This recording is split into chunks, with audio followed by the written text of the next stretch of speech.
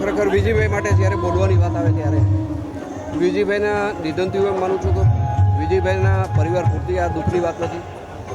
વિજયભાઈ જે રીતે સમગ્ર સૌરાષ્ટ્ર અને કચ્છની હારે જે રીતે નાતો રાખ્યો છે, જે રીતે નાનામાં નાના કાર્યકર્તા હારે ખભાઈ ખભો મિલાવ્યો છે, જે રીતે વિકાસના કામને સૌરાષ્ટ્ર કચ્છને અને ગુજરાતને અગ્રતા આપી છે, એમાં ખાસ કરીને મારા વિસ્તારની વાત કરું તો ગોંડલ વિસ્તાર આરે વિજયભાઈને કુદરતી જે લગાવ હતો એમના તરફથી અમને એમના કાર્યકાળ દરમિયાન જે વિકાસના કામની જે ભેટો મળી છે, મને લાગે છે કે ગોંડલની પ્રજાને પીવાનો પાણીનો પ્રશ્ન હંમેશા માટે વિજયભાઈના શાસનમાં પીવાનો પ્રશ્ન ભૂતકાળ બનાવ્યો છે. વિજયભાઈ મને હંમેશા એક નાના ભાઈના સ્વરૂપે જોયો છે. વિજયભાઈ મને રાજકીય રીતે ખૂબ જ હૂંફ આપી છે. વિજયભાઈની કાર્યશૈલી, કાર્યપદ્ધતિ જે કંઈ હતી, મારું ઘડતર રાજકીય રીતે ઘડવામાં પણ સ્વર્ગસ્થ વિજયભાઈનો ખૂબ જ મોટો ફાળો હતો. વિજયભાઈના જવાથી હું એમ માનું છું કે પરિવારને નહીં, રાજકોટને નહીં, સૌરાષ્ટ્રને નહીં, કચ્છને નહીં, પણ સમગ્ર દેશને આ ખોટ પડી છે.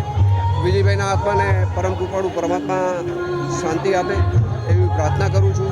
એમના પરિવાર ઉપર જે દુઃખ આવી પડેલું છે એ દુઃખ સહન કરવાની પણ ઈશ્વર એમને શક્તિ આપે એવી પણ ઈશ્વરને હું પ્રાર્થના કરું છું. વિજયભાઈના મારી સાથેના સંભાળના તો એક એક દિવસના છે ભાઈ. વિજયભાઈ જ્યારે મને મુશ્કેલી પડી છે, મારા વિસ્તારને મુશ્કેલી પડી છે, ત્યારે હંમેશા વિજયભાઈ મારી યારે ખભે ખભો મિલાવ્યો છે. મેં તમને વેરી તળાવની જે વાત કરી વિસ્તારથી વાત કરવા માગું છું. મારા વિસ્તારને પીવાના પાણીનો પ્રશ્ન હંમેશા માટે એક કનડગતવાળો બની ગયો હતો. જે વાત મેં વિજયભાઈના ધ્યાને મૂકી, વિજયભાઈ મને તુરંત એટલે મહિના દિવસની અંદર સૌની યોજનાથી જોડીને વેરી તળાવ જે ભરી દીધું એ મારું મોટું સ્મરણ છે. ગોંડલ માટે મોટા મોટી આ ભેટ છે. અને ગોંડલની જો વાત કરીએ તો વિજયભાઈના જવાથી એક અમે બધાએ મોભી ગુમાવ્યો છે એટલું બધું